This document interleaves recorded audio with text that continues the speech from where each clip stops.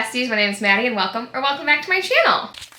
So today is day 7 of Bookmas and I wanted to tier rank the last 50-ish books that I've read this year since I have a part 1 and a part 2 of this. I've also just hit my reading goal of 150 books this year, so I'm so excited that I finally completed my goal. So we're going to jump right in to tier ranking the last 50-ish books. I'm actually recording this on December 14th. I still plan on reading some books later on in the year, but I'll just tier rank those in my next tier ranking whenever that happens to be. So I think I have 54 books on this list and let's jump right into it. So I obviously have God tier, my favorite books of all time. So close, these are like my 4.5. Almost 5 stars, they could be some 5 stars I just don't think about that much anymore. I have good, which they're good, I still recommend them. They just weren't something that I think about anymore, but they're still good. Hot, it was just smutty. And sometimes that's all I want in a book and that's all I look for. And then no thank you. These are my books that I don't like. But to each their own, if you love some of these books, I'm so glad you do. And let's jump right into tier ranking them. So I'm going to start off with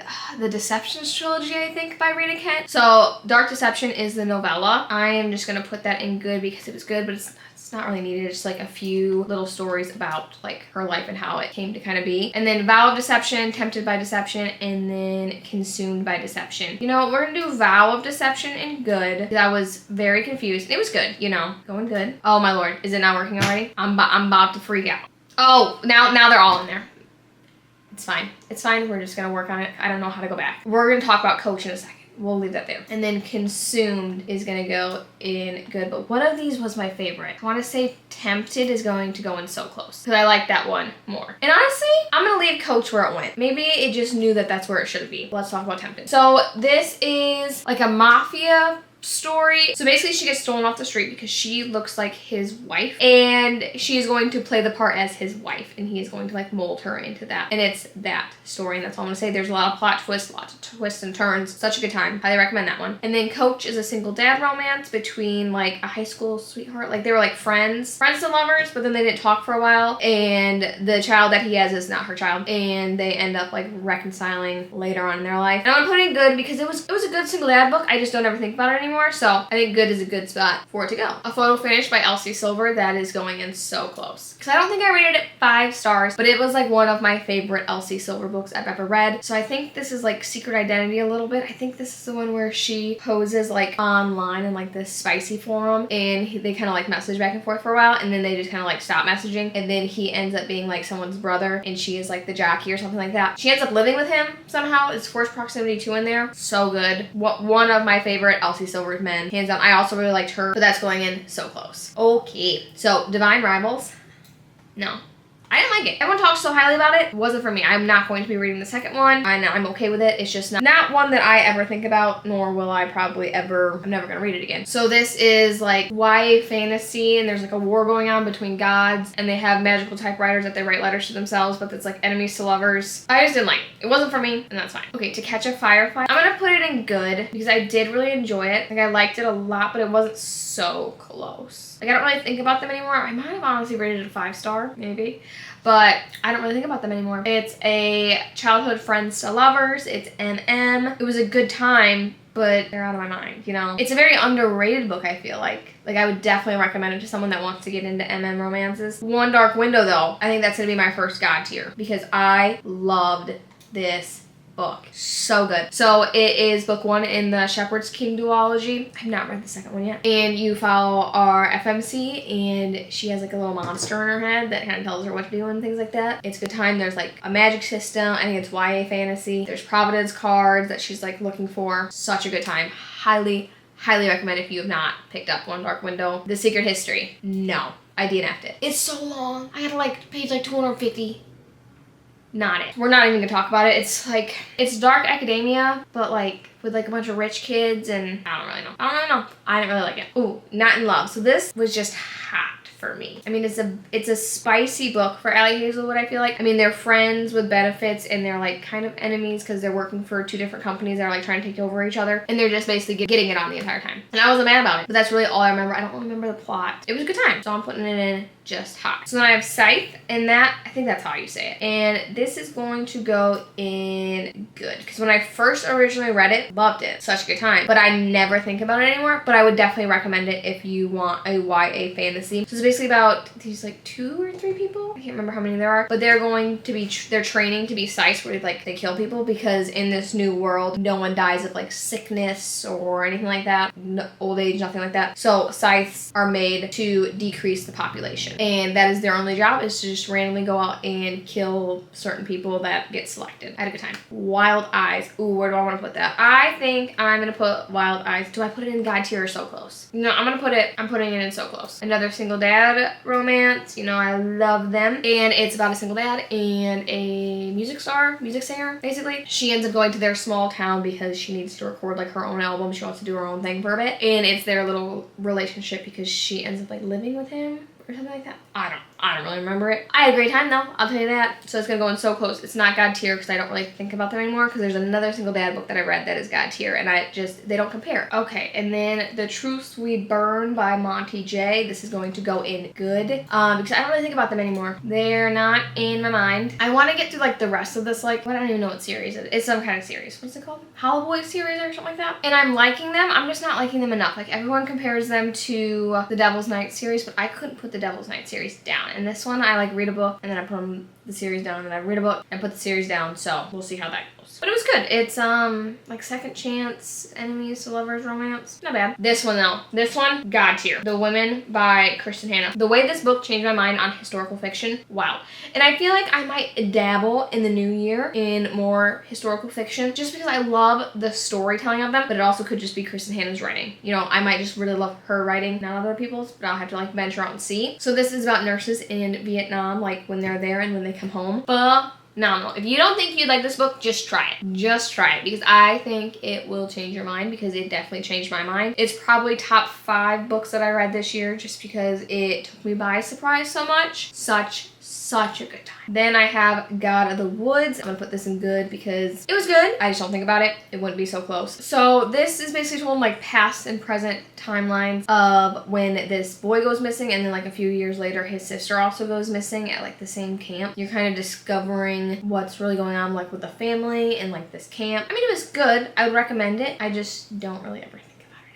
Okay, and then I have Daydream by Hannah Grace. This is also going to go in good. I mean, I liked it, but I don't think it was like so close. You know, this last few months when I was reading all these books, I never really had that many bangers, and it makes me kind of sad. So Daydream is the 3rd in the series by Hannah Grace. I don't even know what the series is called, and it's following Hallie and what is his name? Henry? Maybe it's Henry. I don't know. And it's their little romance. It's fun. It's cute. I love the MMC in this. He was cute. It was a good time. I would recommend it. I just don't really think about them ever. Okay, for All the Missing Girls, I'm almost positive I rated this book 4 stars, but I should change that because it's going in no thank you. Didn't like it. It was not for me. I think I wanted to like it way more than I did. And you know, just that high sometimes of finishing a book, I'm like, 4 stars. I think I'm lying to myself. It was not my favorite. I'm still confused. If you ask me the ending right now, I don't think I'd be able to tell you. I think this is about where like her friend goes missing, and then she comes back to the town later, and then another girl goes missing, and you're trying to figure out who went missing. I don't even know. So it's going in no thank you. I'm so sorry. The Fiancé Dilemma. That's going to go in good because I had a good time. This is the 3rd book in Elena Armez's little like series. I don't know if there's gonna be any more. And basically she has like gone through like 3 or 4 failed engagements. Like she's never made it down the aisle. And she decides she's going to lie to this like publicist because her dad's really famous or rich or something like that. And she's like, oh yeah, I'm engaged again. I'm gonna get married. And the first man she sees is like, oh, that's my fiance, because she actually lied and doesn't actually have said fiance. And he is going to play the part as said fiance. It's their little relationship. It's so cute. I got an arc for it. It was fine. They honestly never really crossed my mind. So they're just gonna go in good. Imaginary Friend. This is God tier. This was probably my favorite horror book I read this year. Phenomenal. So good. It's about this little boy, and him and his mom move to this new town, and he goes missing for 6 days. Ooh, just missing. Small child. He's like 7 or 8, maybe even smaller. And he's just missing. And he shows back up. And everyone's like, oh my gosh, where did this child come from? We thought he was gone. And he's like, no, dude, I'm fine, but I gotta build this tree house because this person in my head says I gotta build it. If my child went missing and came back and was like, Mom, I have an imaginary friend in my head now, I'd be like, you going back to those woods because I'm not dealing with it. Maybe. You know, spooky children? Yikes.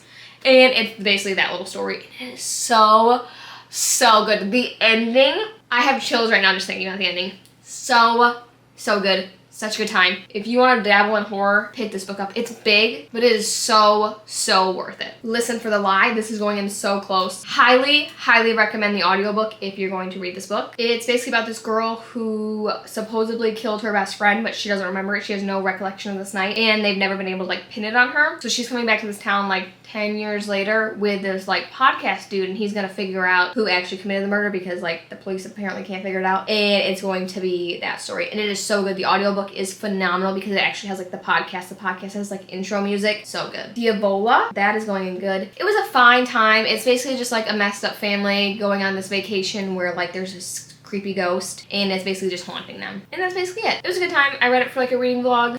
Lights out. So I would put it in so close, but I'm gonna put it in hot because it was just so smutty. The knife scene, he sticks it into the bed, is always right here. Always right here. Basically, this is about a masked man on TikTok that she kind of like falls in love with, and then she's basically like, yeah, you can like show up at my house and stalk me and stuff like that. And he's like, say less, and he does that. And it's a slutty good time. My masked men, I love them, and I love this book. For better or worse, this is going to go in good as well. So this follows this death doula, and she is going on vacation with this older man because he's like, yeah, I need your help to like help me reconcile with my family, and you've been doing that for me. And she's like, okay, say less, I'll do that. But when she shows up, his grandson is actually someone that she like called off their wedding for because she was like a professional, like, what is that called? Objector, I guess you could say. It's going to be their kind of little relationship. Super cute, black cat, golden retriever energy. Had such a good time. Nothing but blackened teeth. Did not have a good time. No thank you. Get out of my face. Short horror novella. It was terrible, about a spooky ghost. And that it's one of those books that like everyone talks about like horror movies being terrible. Like, what are you gonna do when there's a guy with a chainsaw? You're gonna hide in the basement? And that's basically this vibe. You know, like no way out because you put yourself in that situation. Same for If It Bleeds. I want to know thank you as well. It's basically again like short little novellas in one book. Not a good time. I couldn't even tell you what it's about. There's just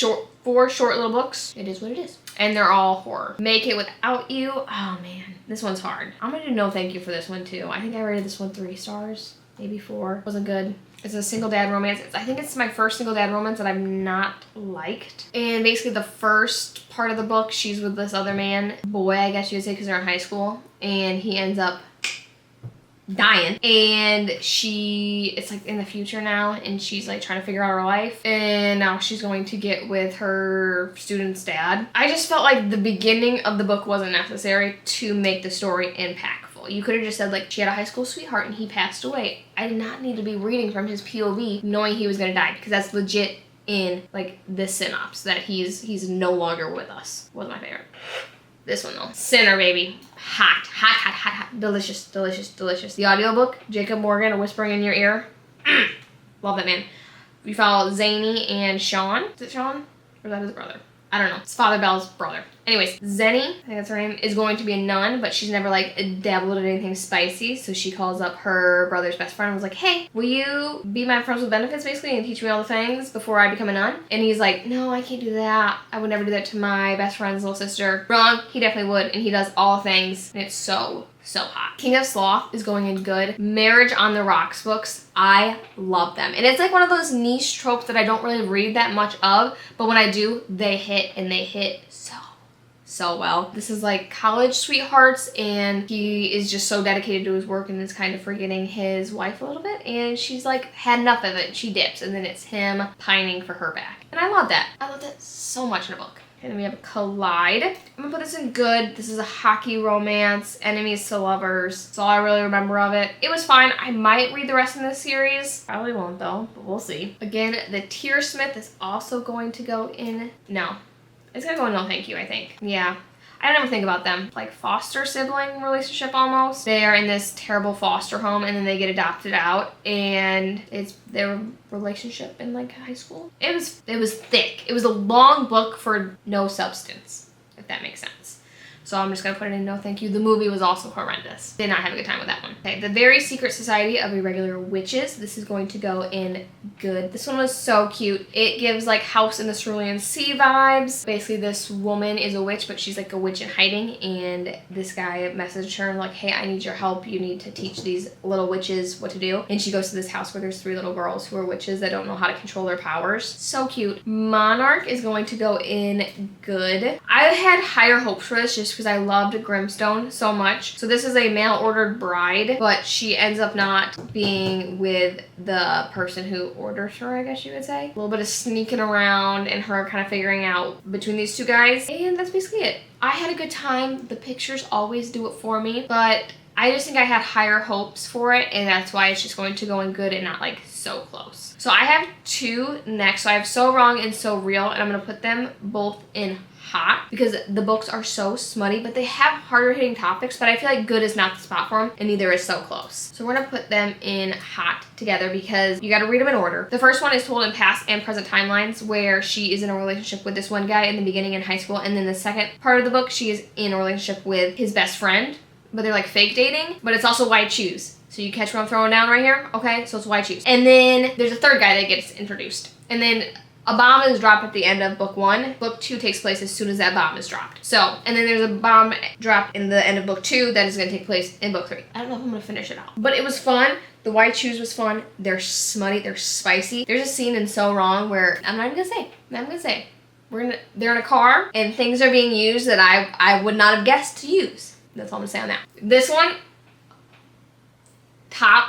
possibly top book of the year. Lost and Lasso by Lila Sage. The way I would let Gus run me over with a tractor and I would say thank you. Honestly, I'd let Teddy do it too. Oh my god, they're so hot. Okay, so we got a single dad nanny romance, childhood enemies to lovers, and best friend's brother, little sister's best friend, you know? So hot, so good. I don't even want to tell you anything about it just because I want to keep them to myself. I love them and that's all I need to say. We'll be doing a reread. Carrie Soto is back. So this is going in So Close. I love this one. You know, I talk a lot of stuff about Taylor Jenkins Reid, but she sometimes changes my mind. So this follows Carrie, and she is a tennis player, and she was in retirement, and then someone's going to break her record. So she comes back out of retirement to break said record again. And it's that little story. There's like subplots of romance in there. She's a very unlikable main character, but I loved her. Morbidly Yours, that's going to go in good. So this follows our FMC who has kind of just lost someone close to her, so she dips it to Ireland. Her Airbnb is right next to a funeral home, and our MMC is said funeral home like director, mortuary person. I don't even know if that's a word. I could have just made that up on the spot. I don't know. And it's going to be their little relationship because he needs to find a wife by the time he's 30 to like keep the funeral home. So she's going to help him find a wife. You know, as it happens, we have a little bit of friends with benefits in there as well. I had a good time, but it's going to go in good. So for Pen Pal, no thank you. I wanted to love it, but I didn't. The ending is the only thing that saved me. The pet names that these 2 people had for each other, go into it blind. That's all I'm gonna say. I'm not even gonna describe this book. Go into it blind. I didn't even read the synopsis. And I felt like it made the ending more impactful. So I feel like if you're gonna love this book, don't read the synopsis. Just jump right into it because the ending is wild, but it just wasn't for me. Tenure, oh my god, hot. Hot, hot, hot. Professor, student, the age gap is questionable, okay? It's just smut the whole time. Page 15 there, getting it on. But I was sweating through this book. It was hot, and I wasn't complaining. The Game Changer, we're gonna go with good. Brothers, best friend relationship, hockey romance. He's a hockey player, and she's like a baker. It's gonna be a mutually beneficial fake dating relationship. It was a good time. It's still smutty. Lana Ferguson books always are. That's basically all the gist of it that you need. It was good. The Pumpkin Spice Cafe, get that book out of my face. No thank you. Get out. Get out. I don't want to see you. I don't want to see you. I do not like that book. It was trash for how much people talk about it. I'm so sorry. I don't even know. Small town romance. It was bad. But I'm gonna try to read The Christmas Tree Farm by her as well. We'll see if I like that one. But this one, no thank you. 2 wrongs make a right. Yes, this was cute. We're gonna go with good. It was a good time. It was fun. It was adorable. We have fake dating in this to like prove their friends wrong. There's good like representation in this, like disability representation, because I think they're both on the spectrum, or one of them's on the spectrum. Something along those lines. Fit the fall vibes that I was wanting. Not much to complain about. So Hexed is going to go in so close. So this is a dark retelling of The Little Mermaid where the villainess gets the guy, kind of. The NMC is originally going to marry her cousin, but you know, that's not gonna work. And that's all I'm gonna say. I had a good time. It's a thick book, but the quotes in here, I was loving it. I have loved this entire series besides one book, so you know, that's fine. I love a Disney retelling. I think they're a lot of fun. Belladonna is also going to go in so close because I really enjoyed this story. So this follows this girl who has like basically death following her this entire time, and only she can see him, and he is hot, hot, hot. And she's trying to figure out why all these people are kind of dying around her, this family. And that's what I'm going to say because the plot twist in here were twisting and I don't want to give anything away. So I'm going to save these other Christmas ones for a bit. So let's do The Nightingale by Chris and Hannah. This is going to go in so close. I wanted this one to go in God tier, but the middle of this book just wasn't it for me. This follows two sisters who are in France during a war with Hitler, I think. I'm really bad at this. Okay, I'm not good with history. I probably should look it up, but I'm not going to. And they're gonna go with like two different sides basically, and it's so good. The beginning had me hooked. The middle was a little long for me, but the ending, crying, just like every Kristen Hannah book that I've read. Actually, I've only read two, but I would highly recommend this one as well. Wrong Place, Wrong Time is also going to go in so close because I loved it, but again, the middle was too long for me. I loved the beginning. The middle, I was very confused. It just wasn't hitting for me, but the ending, jaw on the floor. So it was so close to being that 5-star feeling. Basically, this woman watches her son kill someone. He gets arrested, and then she falls asleep, and each day she wakes up, she is further and further in the past, and she has to figure out why this murder took place and who he ended up killing. So good. And then The Last Home for Evelyn is going to go in good. This is another foster sibling relationship. It's told in dual POV and past and present timeline. So cute. Such a good time. That's really all I got to say about it. These are the Christmas books that I read for another reading vlog. So we're just going to throw them where I think they should fit because some of these books, not the greatest. But they're Christmas books, so I need to take them with a grain of salt. You know what I'm saying? So the Christmas countdown, good. This woman is tasked with an advent calendar from her sister because she's kind of down in the dumps, isn't really feeling the Christmas theme, and she meets this man and he agrees to do this little calendar with her. Cute little relationship. The Christmas Fix. No. Single dad romance, I think. Terrible.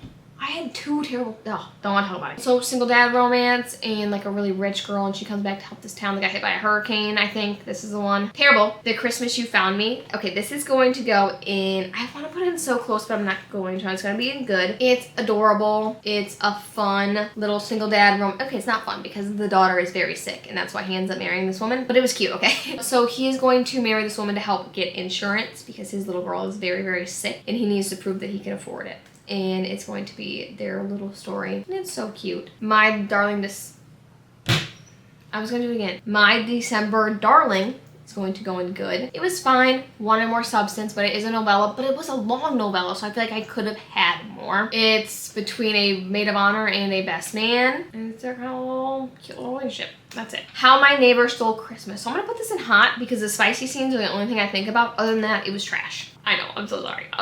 It's legit a Grinch retelling, so take that with a grain of salt. Okay, the names? His best friend's name is Max, and the entire time he talked to Max, I was like, he's talking to the dog, and the dog's talking back to him. But the candy cane scene, not bad. And then lastly, I have Love Light Farms, and that is going to go in so close because I really like this one. This is a friends to lovers fake dating relationship where it's like they've always been in love with each other, they just haven't told the other person. And some people think that's cringy, some people think that's dumb, but I think it's so cute. I love when these two people love each other, but they like don't tell each other.